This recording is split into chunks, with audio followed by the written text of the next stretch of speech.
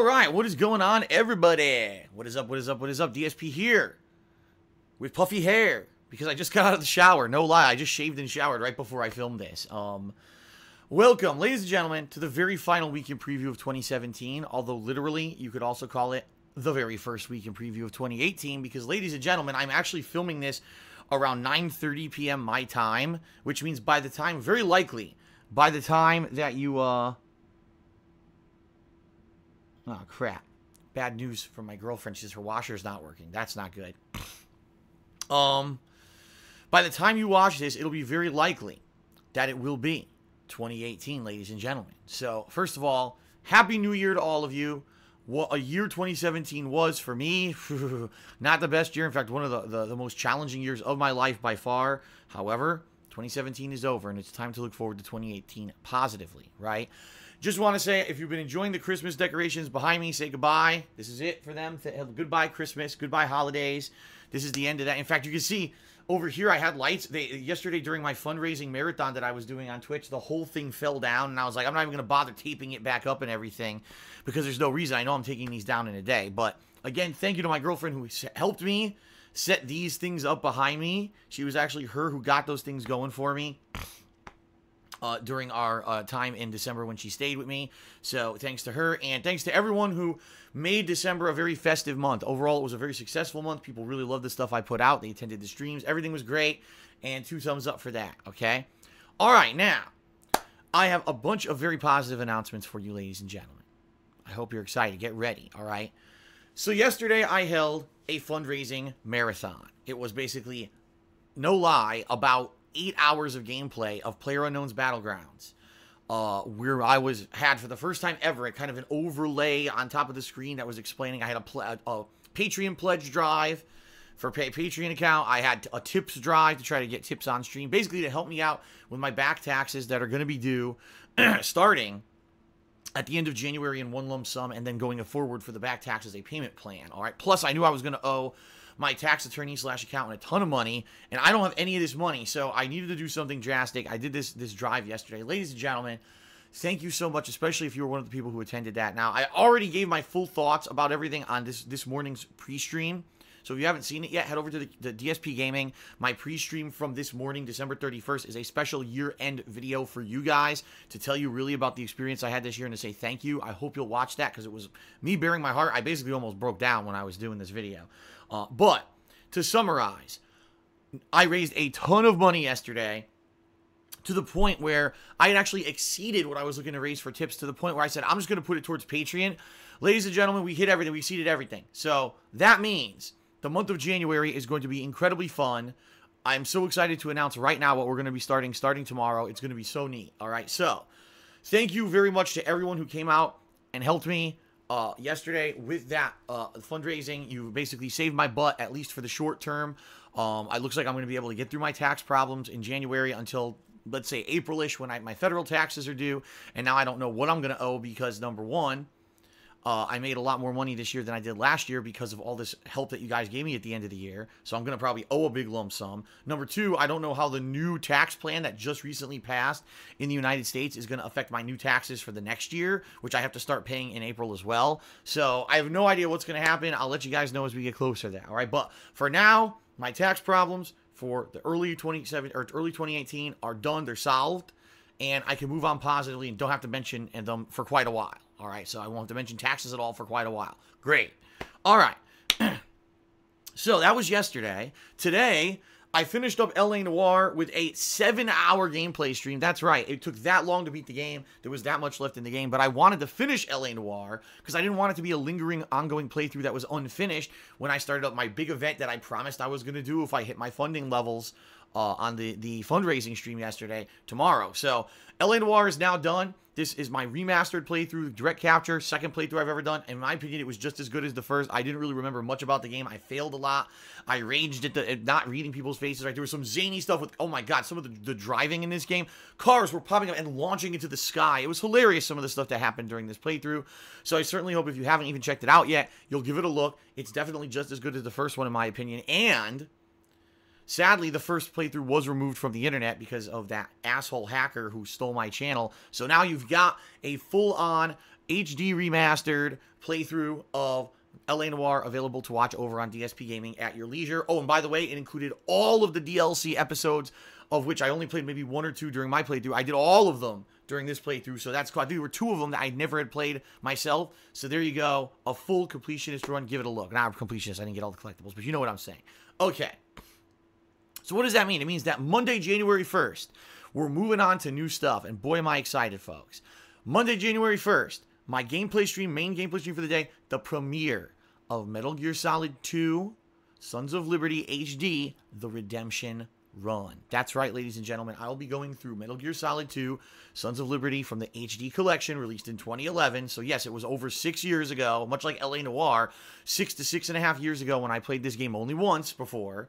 I'm going to be going through the game legitimately this time. Instead of making fun of the game and being a dick, I'm going to treat it like a AAA new release. I'm going to try to pay attention to it. I'm going to try to, figure out what is going on with the plot. I'm going to try to learn the controls. I'm going to try to pay attention to everything in the game and actually try to get through this game in a legitimate manner. That means there will be no hand-holding in the streams. I do not want anyone coming into my stream chat and trying to tell me tips about the game. No.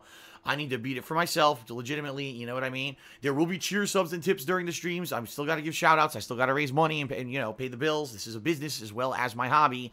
But that being said, it's going to be very limited. I'm not going to allow people to hold my hand for stuff like that, okay? That's going to be amazing starting tomorrow, all right? Tomorrow night, PlayerUnknown's Battlegrounds returns to my nighttime stream on Monday, plus the premiere of my final part of the most disappointing games of the year 2017 countdown will air exclusively on Twitch first, and then once I finish my second stream, I'll upload all those videos to DSP Gaming. There you have it. Tuesday, the entire day is going to be Metal Gear Solid 2, both my first and second stream. So there you have it, tons of Metal Gear Solid action for you guys.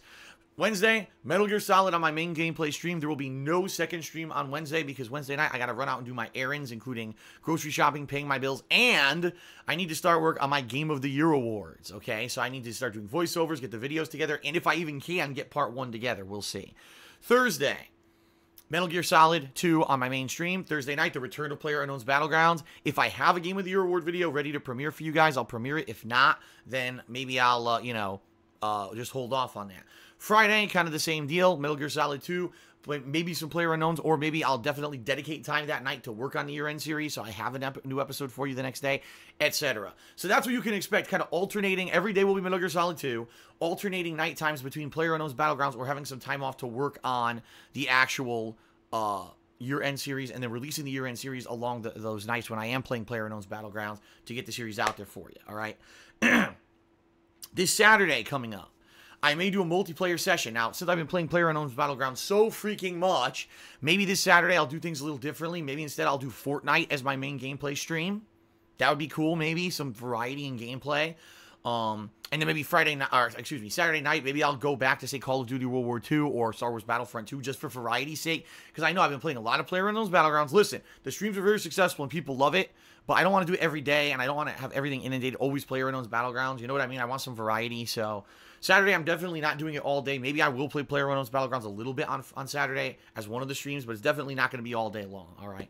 Then, when I complete Metal Gear Solid 2 HD, immediately, the next main playthrough starting up is Metal Gear Solid 3 Snake Eater HD, The Redemption Run.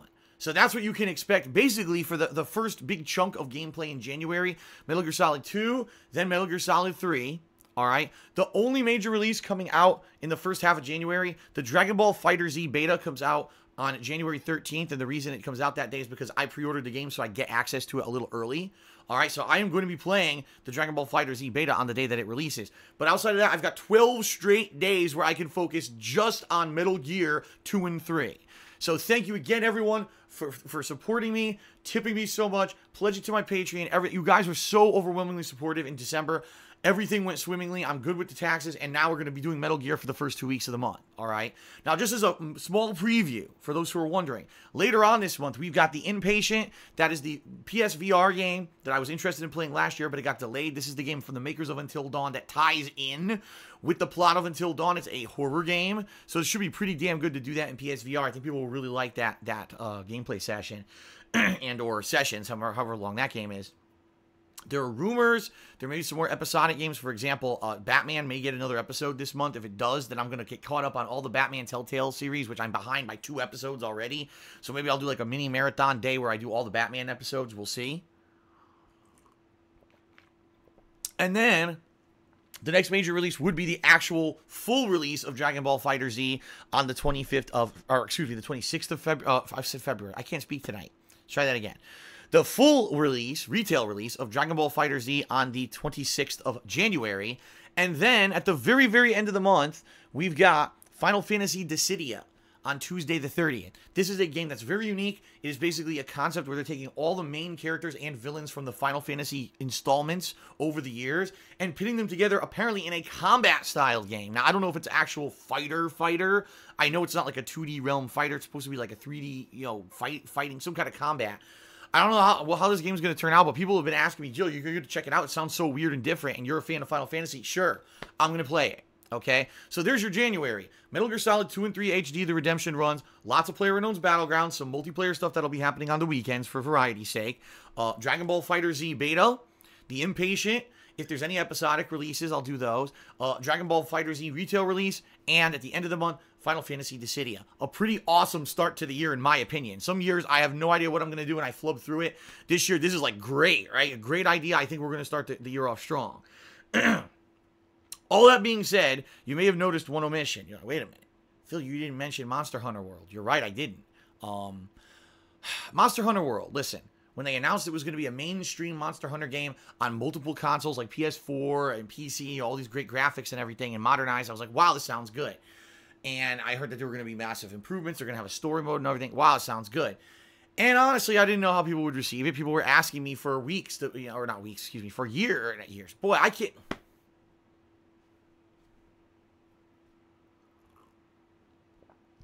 People were asking me for months, will I play the Monster Hunter World game? What's going to happen? And I said, I don't know. And then they announced the beta that took place in December. I missed out on the first one, but then they luckily had a second one, and I played it co-op with a few people. And I'll be honest with everyone. I wasn't impressed. It didn't blow me away. It seems like it's pretty similar to all the other Monster Hunter games. It's, number one, it's an incredible grind. To fight these monsters takes forever, especially the harder ones. They can be really fucking annoying if they poison you or whatever, and micromanaging through the 100 menus and controls of the game can be really frustrating. Number two, it seems like it's a game that requires an incredible amount of time investment. What I mean by like is like similar to Dark Souls. This is a franchise that if you really focus on it and you want to learn the lore of the game, you want to learn all the aspects of the game, the nuances of each weapon and everything, it could be amazing. All right, it could absolutely be amazing. But do I necessarily have a ridiculous amount of time to invest into this game? Not really. You know me, guys. I'm a variety player. I'm a variety streamer. I play a variety of stuff. I don't want to sit here and say, okay, Monster Hunter World, for 4 months or 4 weeks straight, I'm just going to play this game and learn the ins and outs and master this game and do amazing co-op gameplay with people. And the thing is, there's people who actually want to co-op with me who are like well-known. Like, for example, Tolo Mayor on Twitch, who I host on my channel. He's become kind of like a Monster Hunter streamer at this point. He kind of almost adapted himself from Dark Souls Bloodborne over to Monster Hunter, and people like to see him play the games, and he's good at them.